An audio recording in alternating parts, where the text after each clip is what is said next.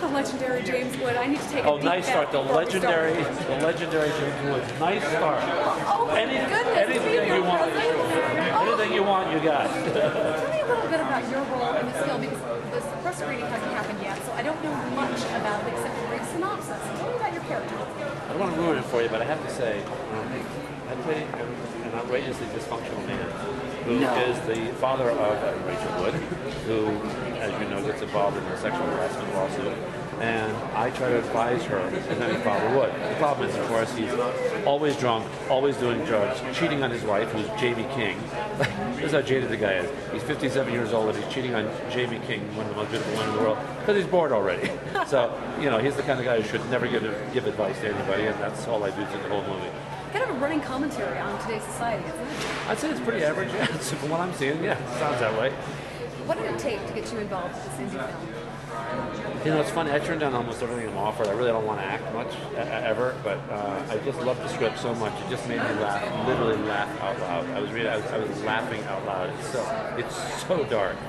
It's such black humor that I don't know how it where it will get released, but it's so great that I don't think it's anything but inevitable. It will be, and embraced by people who love great, really great. It's a great movie. I love it. You know, you've experienced so much commercial success in your lifetime, and now to be a part of these independent films and to get these off the ground, do you think there's a lot to be said about putting star power behind these indie films?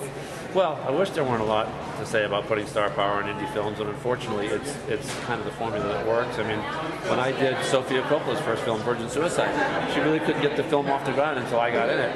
She said, if you're in it, we can get financing. I said, then fine, I'll help you. And nobody believed her then. It was all the jokes about Godfather 3. And we used to talk about it, how she'd been just sort of ridiculed by the press. And we've all been through it. And I said, you know, you're going to fool her. You know, a few years later, she went in the Oscar. And, you know, I was really proud because I felt some little way a part of having helped her. And we came to Sundance, and everybody sort of thought, oh, Sofia Coppola, and they saw her movie. And then I was like, well, she's pretty talented. And that was it, the beginning of what will be a great career. You're here at Sundance. Is this your first time? No, it's my second time. I was here with Virgin Suicides a few years ago, and feels like a few days ago. And I was actually born in Utah, which is kind of an unknown fact about me. But where? Which city? I was born in Vernal, Utah. We actually lived in Rangeley, Colorado. It was between wars. My dad was, you know, like every good American, fought in World War II, defended his country. He enlisted December 8th, 1941, but then went back to his job, which was with Standard Oil. And he worked in Rangeley, Colorado, which was an oil boom town, and the nearest hospital was Vernal, Utah. We made the trip 3 times, 65 miles, as my mom would say, 65 over, 65 back. You were a troublesome little, you know, baby to be, but once born, she said I was always great. So, but sort of in my blood. I mean, I actually grew up in New England, but primarily I lived all over. I was an Army brat. But I have to say, every time I've ever come out to the West and been there, it always seems to speak to me on some deep level. I just love Utah. I think it's such a beautiful state. People are always so nice.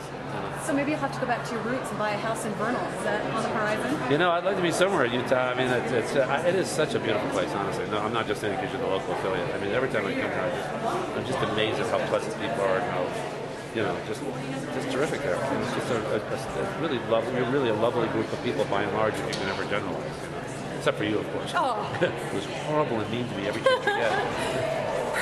See? That's it. See? Interview over. See?